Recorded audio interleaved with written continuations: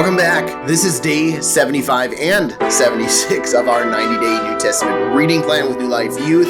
We got a little bit behind there because of some youth events and just the way schedules work out, unfortunately. So we are back, and this is First Peter, all of First Peter 1 through 5.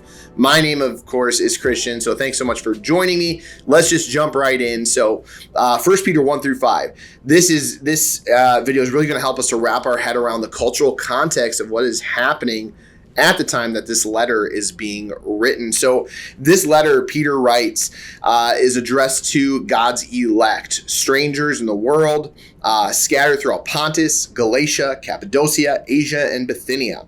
At first glance, we think with some of the verbiage here in 1 Peter that this is a letter to Jewish Christians.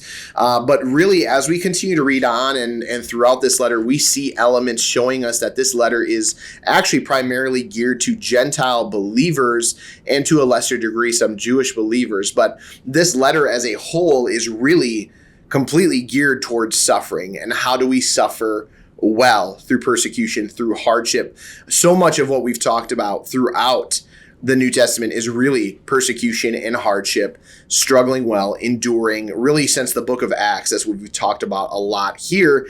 And that is really the theme in 1 Peter as well. But as these Christians are suffering, the question is, are they doing it well? That is what Peter's getting at. But let's kind of set the stage of some of this persecution that's happening here in Rome. Starting with the date that this book was written. This book was written between 60 and 70 AD. And so we see a familiarity to Paul's letters. So we know that Peter had some influence from Paul, had read Paul's letters. So it was after Paul's letters. And Peter was beheaded by Nero during Nero's reign. So this book is not older than 67 or 68 AD. And the reason I bring that up is because in 64 AD, there was the great fires of Rome. Basically, for 6 days, Rome was burning. And so this is all during the reign of Nero. So ancient historians really think and suggest that Nero was responsible for these fires, or at the very least, he did not adequately respond to these fires. So what happened was Nero is receiving blame for these fires that are happening, and he did something to throw off the blame, and he scapegoated the Christians. He's like, it's the Christians who are doing this. So Christians at this time, they're already despised. If you recall from some of our earlier videos, that Christianity was not a protected religion until 313 AD. So as Christians are persecuted, they aren't receiving any protection. Christians are already receiving crazy accusations before this, things about like incest, because they are referring to each other as brothers and sisters in Christ. They are accused of cannibalism because of the Lord's Supper. People are saying that they are eating their leader's body and drinking his blood. They are accused of rebellion and treason because Jesus is their king. There is like secretism, or there's these levels of being secretive and strange practices because they're meeting in people's homes. Christians early on, they were just an easy target for Nero. And so he is shifting the blame from himself to them, taking the spotlight off of them and saying the Christians are the ones who are burning Rome. And so Christians who are already persecuted are becoming more heavily persecuted.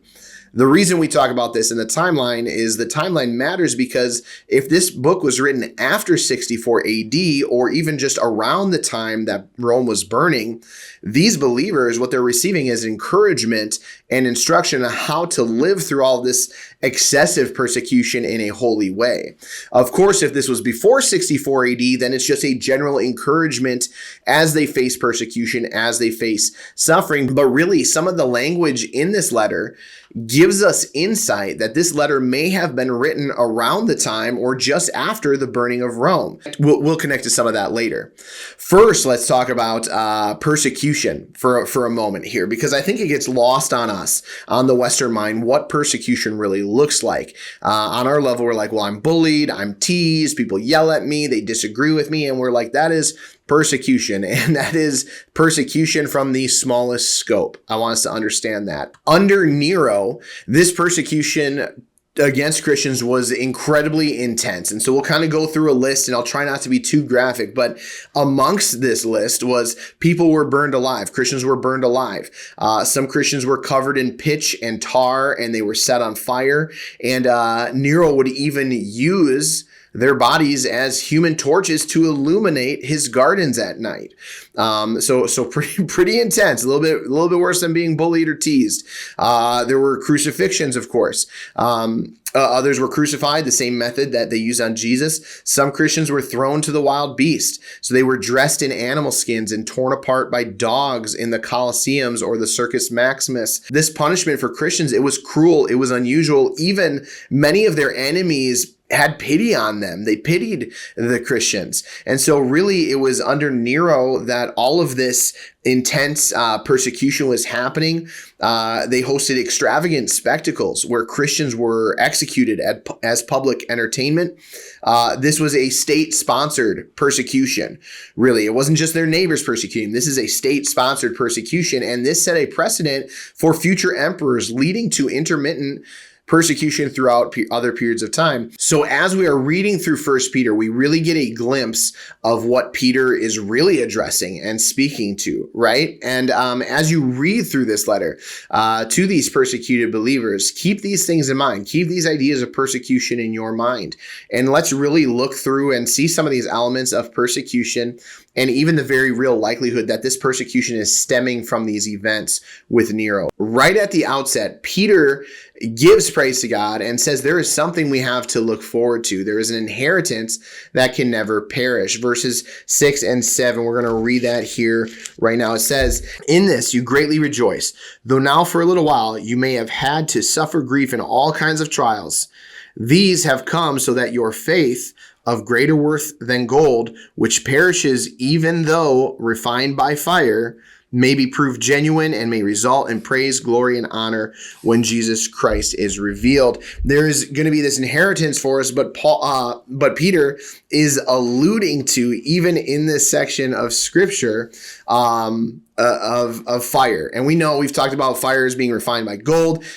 These believers, through persecution, through the fire of persecution, there are levels of being refined, right? But I think also Peter here is being speaking to something without being completely blatant, okay, or completely obvious regarding the actual fires that are happening around them. Is Peter speaking of the burning of Rome? We can't say for certain, but there is a likelihood here, and there's another spot later where we get an idea that he is speaking to that without being completely blatant. Through the persecution stemming from Rome burning, these Christians are being refined. It is our hardship, our persecution, difficult times that are going to refine us. We've said that before. And really, I'll say a smooth sea never made a good sailor. Like, without hardship, how are we being refined?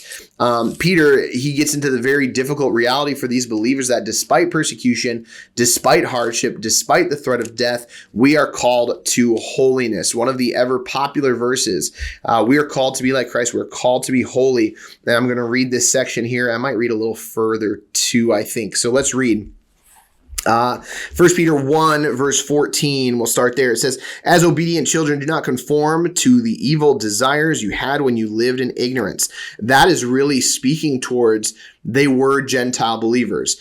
Peter is saying, that's why we get this idea that's Gentile believers. Peter's saying, don't go back to the ways you did before. If they were Jewish believers, he wouldn't have necessarily referred to it in that way, because there was a certain life of debauchery and things that the Greeks were living in. And so he's saying, don't go back to those old ways of ignorance, the evil desires. And then he goes on, he says, "Just as he who called you is holy, so be holy in all you do. For it is written, be holy because I am holy." There is this call on these believers to a life of holiness. And he's saying it doesn't matter what the circumstances, it doesn't matter what the hardship is you're walking through, you are called to a life of holiness. Peter doesn't say be holy unless, he just says the command is to be holy. So like there is this playbook to holiness. There's this understanding throughout 1 Peter of living holy lives no matter our circumstances. And so this playbook we see throughout it's in submitting to authorities. even if these authorities and rulers are persecuting us. We fear God. We honor the King. We silence ignorant talk by doing good. Again, like our circumstances don't give us the right to lower our standards or to treat others poorly or to disrespect our authority. Our treatment, how we are treated, does not give us that right. The command is still holiness, and this is the life that we're still supposed to live. Let's see here. Even in the midst of persecution, Peter is calling these believers to continue honoring their authority. What a difficult thing to do, but a hard call towards holiness.